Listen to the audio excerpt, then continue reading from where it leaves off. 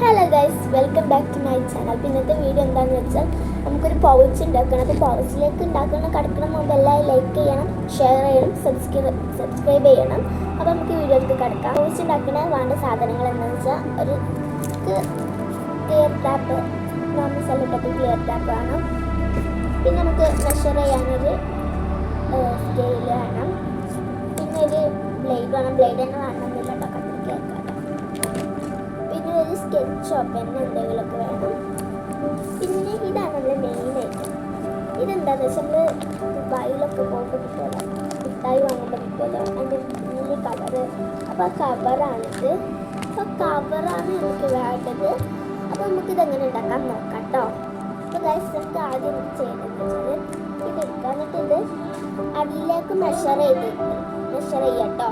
അപ്പോൾ ഇത് മെഷർ ചെയ്യുമ്പോൾ ഇങ്ങനെ എന്താ പറയുക, എത്ര സെൻറ്റിമീറ്റർ വേണമെന്നൊക്കെ കാണിച്ചു തരാം.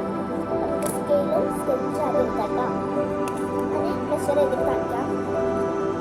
പിന്നെ മെഷർ ചെയ്ത് വെച്ചിട്ട്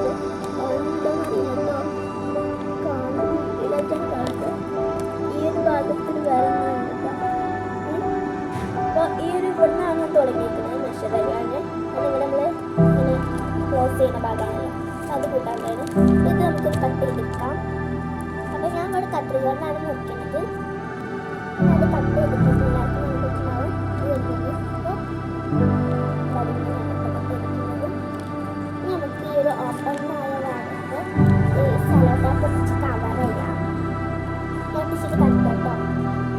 ഞാൻ ഇവിടെ സെല്ലോടാപ്പ് വെച്ചിട്ടുണ്ട്. ഇതുപോലെ ചെയ്യണം.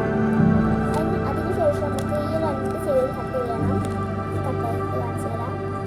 നമുക്കിത് ഇങ്ങനെ നിവർന്ന് കിട്ടും. നമുക്കിത് ഉള്ളിൽ സിൽവർ കളറൊക്കെ നമുക്കിങ്ങനെ സോൾവ് ചെയ്തെടുക്കാം. ഈ രണ്ട് സൈഡിൽ